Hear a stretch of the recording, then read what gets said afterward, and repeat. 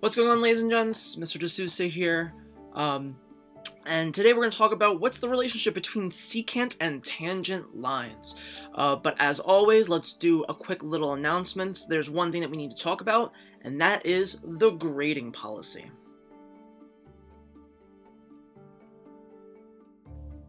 So here is the new grading policy. As you can see, my picture on the top left corner, I'm like excited, and you should be excited too, because we made it a little bit different so that it kind of fits the needs of hopefully every student. So just to quickly go over this, for whether if you are in algebra or geometry, it's the same thing. We have classwork grades and we have assessment grades. Classwork grades is 70%, okay? The notes and practice problems, which is when you submit, you handwriting your notes. Remember, so it's like the aim, the vocabulary, the steps, etc. And when you complete the practice problems, right, that is 60% of your grade. If you just do that, you will have a 60 in the class. So that means that if you complete the notes and practice problems, you're almost there. Okay? And remember, the notes and practice problems is just copying down what you see in the videos that I create, as well as completing the practice problems. Okay? In addition, the classwork password, remember, we put a link where we put the video for each lesson that brings you to a form that you fill out that tells us that you actually watched this entire video. That's only 5% of your grade. We also have a miscellaneous grade, which just means that if we assign something randomly, so for example, it may be that this week that we're going to post a survey, and if you complete the survey, you get a free 100, okay? We want to reward you for doing the things that you are doing for us. In addition, assessments are things that we are not helping you with. So for example, Castle Learning quizzes, we did one last marking period. We're not helping you with that. That's what you're doing on your own.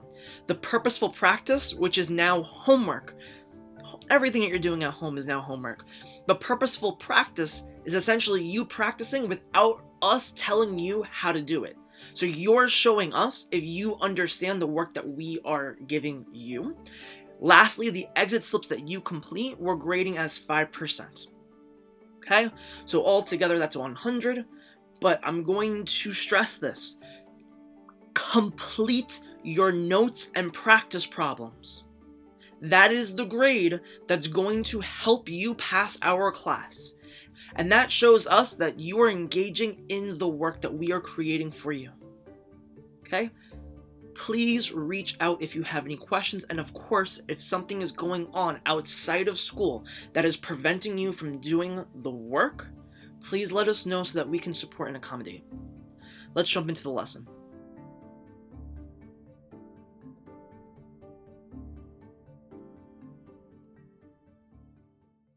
So the learning objective for today is we will be able to derive the relationship between the length of secant lines and secant tangent lines meeting outside of a circle. So I'd like for you to stop and pause and ask yourself, how would you describe this red line? So again, I encourage you, write down some notes. What do you see? So you might say, okay, this line intersects a circle. It's kind of like a chord, right? Remember, chords are line segments that start from one end of the circle to the opposite, to another end of the circle. But for some reason, this line is actually going through the entire circle. And in fact, that's what this is. This red line is called a secant line. A secant line is a line that, when extended in both directions, intersects the circle exactly twice. Another very easy way to know what a secant line is essentially a chord, but continues to go on in both directions, right? So for example, if I put a point here and a point here, and I call this A, and I call this B, AB is a chord. However, line AB, right? Remember, lines go on forever. Line AB would be considered a secant because it continues to go in both directions. Okay? Chords are line segments. Secants are lines that extend in both directions. Okay, those are the difference between the two. So in exercise 1, this is what we're going to do. We're going to develop a relationship when two secant lines, so we can see secant line secant line CP and secant line DP. When they both meet outside the circle, there's actually a relationship that we can create between those line segments. Okay? So, just a reminder, you should be drawing this picture as well as trying to do this on your own. In circle O, shown below, secants PAC and PBD are drawn. It is known that PA is 3, AC is 5, PB is 4, and BD is 2. If we were in school, I would actually do the same activity, only you would have been measuring these lines. Okay? So I encourage you, pause the video and try to fill out this chart on your own. And then try to actually answer question B. Are there any of those that happen to be equal? And then how would you describe the product in terms of those segments? All right, so I'm going to mark up my diagram like we always should.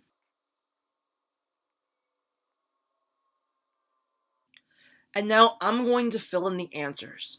So I'll just do one example and then we'll kind of fast forward through this whole thing. So line segment PA is 3 and AC is 5. 5 times 3 is 15. I'll do one more with you. PA is 3, but PC is the entire line segment. And the entire line segment is 5 and 3. So 5 plus 3 is 8. So 8 times 3 is 24. Okay, so now I'm going to fill in the rest of the chart.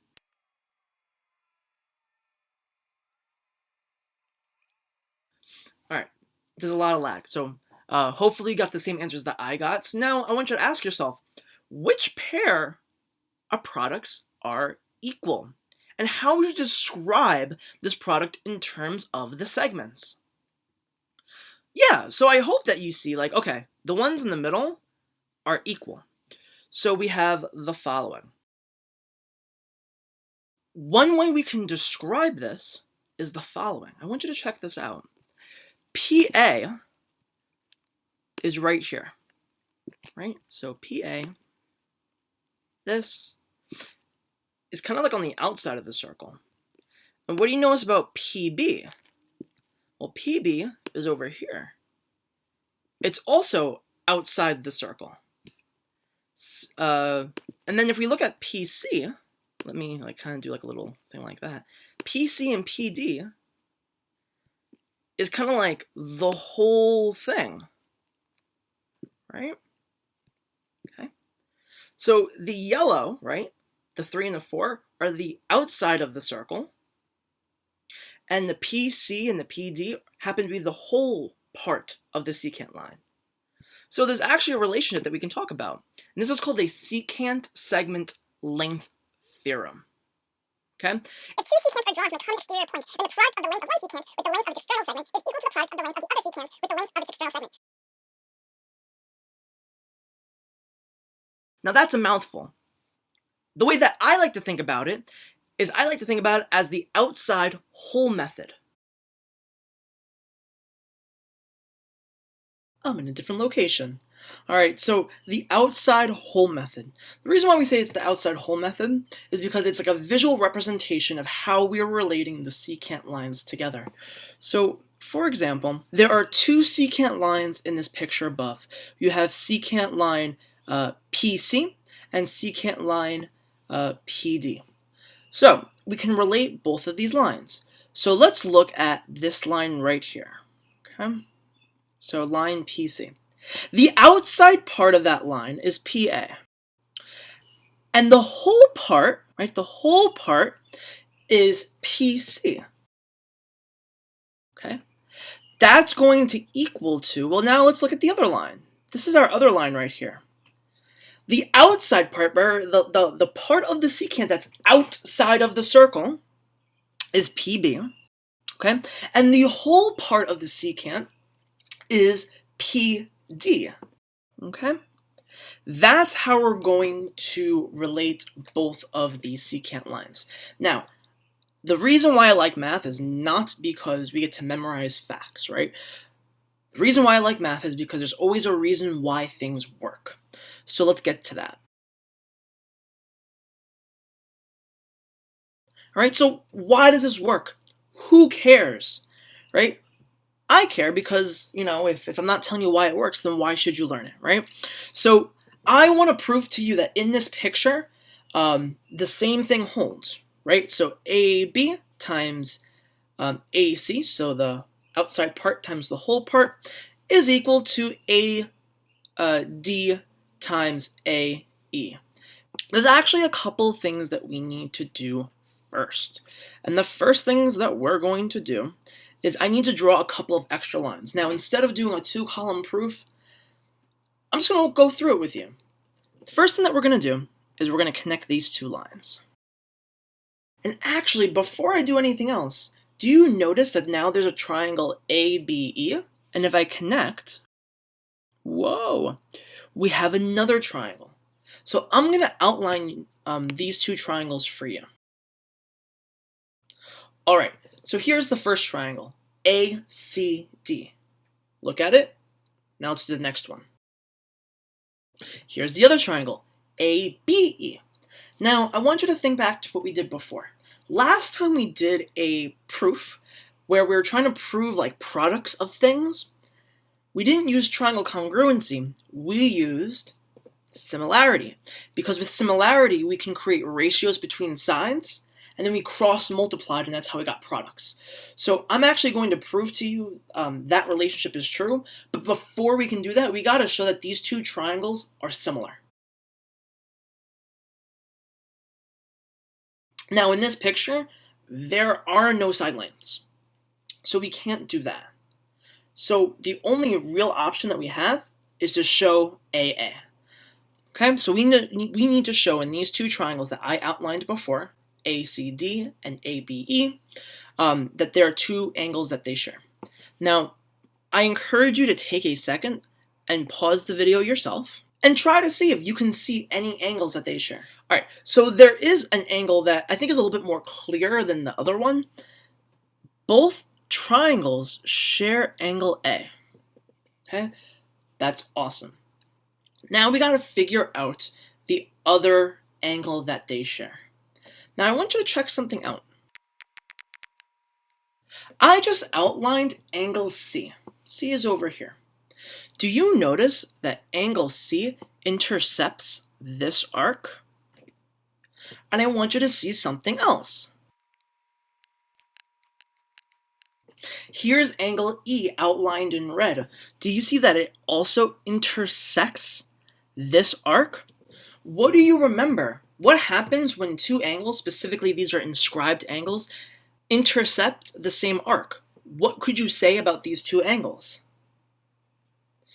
Yeah, they're congruent because they intercept the same arc. That's a fact that we learned at the beginning of this unit.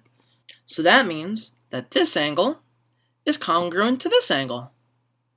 Now we're done because now both triangles are similar because they both share angle A, right? This triangle shares angle A, and this triangle, AEB, they both share this angle. Or rather, in terms of sharing the angle, they have those angles congruent to each other because they intercept the same arc. So now we can write a similarity statement. So now we know that triangle ACD is similar to triangle AEB. All right, so now if 2 triangles are similar, how is that going to get us to show that the product of the sides are equal to each other? Well, we know that corresponding parts of similar triangles are proportional to each other. So we can create a couple of proportions. So now that we have both triangles are similar, we can create a ratio between their corresponding sides. Now, I just want to point out something. I rewrote my proof on the top because you didn't call out a mistake that I made. It's AB times AC. The outside part times the whole part. equals AD times AE, outside part times the whole part. So make sure you make that correction in your notes. So now let's create some proportional signs. So I know that AE, I lied, AC is proportional to AE. And I also know that AD is proportional to AB. Now, if you are confused where I got that, I would redraw the triangle separately and then match up AC, AE, AD, and AB, and you'll see that they are corresponding. If you overlap the triangles, they are the same. So I advise you to do that if you don't know where I got those letters. Now, if we cross multiply, let's see what happens. So AC times AB is the same thing as AB times AC. And then AE times AD is the same thing as AD times AE. So using the fact about similar triangles, we're able to derive this formula that the outside part times the whole part of a secant equals the same outside part times the whole part of another secant. So why don't we do some examples together? Okay, so here's example 1. In the diagram, circle O shown. AB is 6, BD is 2, AC is 4. Determine the length of CE. Note the diagram is not drawn to scale. So first things first, mark up your diagram, and let's do that right now. Alright, so I'm going to encourage you to pause the video and try to do this on your own. Again, try to use the fact that the outside part of a secant times the whole length of the secant equals the outside times the whole secant. So try it on your own.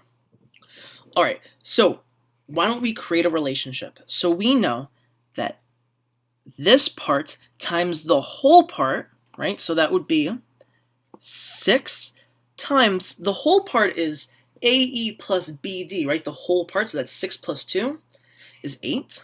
And then the other side, the outside part is 4, right? 4 is on the outside of the circle. AC is outside of the circle. And the whole part, well, it's the entire length. So 4 plus x is the whole thing.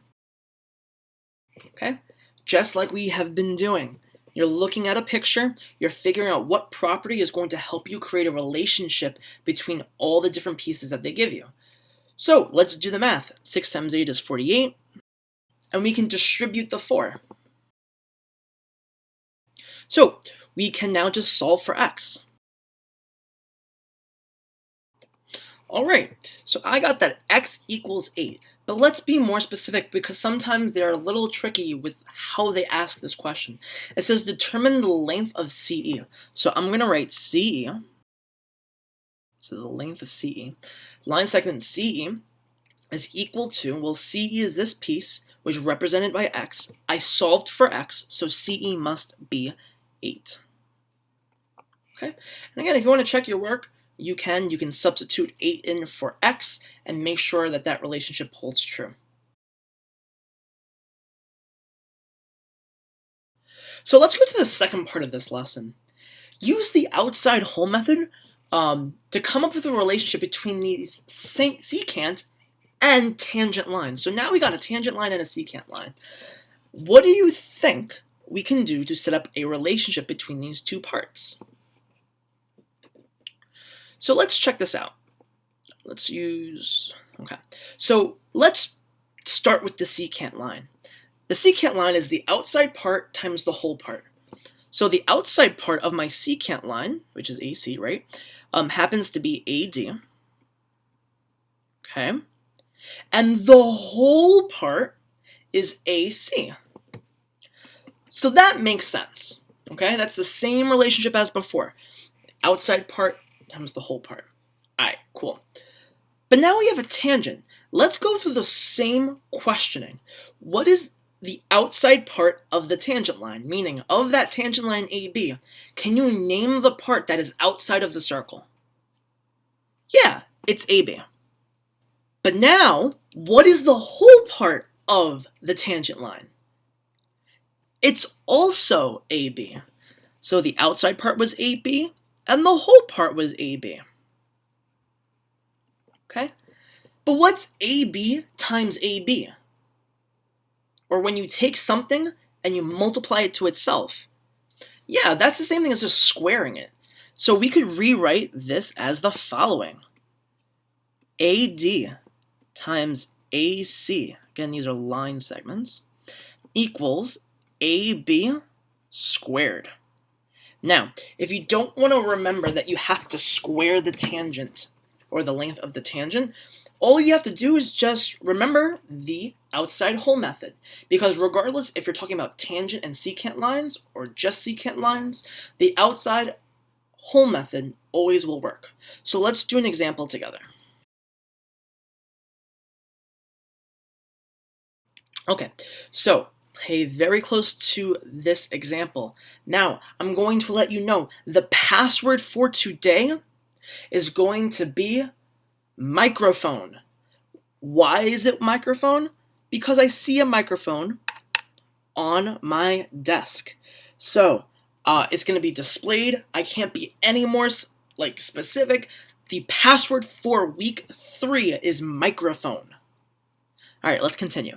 So PA is tangent to circle O at A, and secant PBC is drawn so that PB is 4, BC is 12. Find PA. Well, the first thing that we're going to do is mark it by diagram. So we know that PA, we don't know what that is. I'm going to call it X. PB is 4.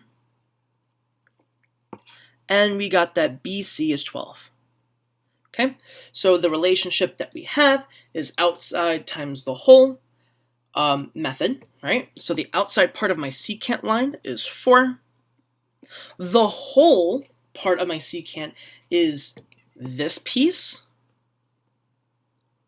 plus this piece, which is 16. And remember, let's do the same method with our tangent line. The outside part of the tangent line is x, and the whole piece is also x. X times x is x squared. So I encourage you, pause the video and see for yourself, try to solve for x. What's the value of PA? So let's do this together. 16 times 4 is 64, is equal to x squared. Now I want to solve for x. The inverse operation of squaring a number is taking the square root, so we're going to take the square root of both sides. The square root of 64, in other words, can I find one number that I can multiply to itself to give me 64? The answer is yes, you can, and that number is 8. However, it said to find the value of PA. PA equals 8. So line segment PA, which happens to be our tangent line, equals 8. Alright, so I hope this was helpful. Really all today we talked about is when secant lines or tangent lines meet outside of a circle, we can relate the lengths of those lines using this outside hole method, right? The way that you relate the two lines is you multiply the outside piece of the tangent or secant to its whole length and set that equal to the other lines outside times its entire length. Okay? Really, you just need to practice a lot of these questions. They're relatively the same. Please reach out if you have any questions. Make sure you get all of your work in, and I will talk to you all soon. Have a great day, everyone.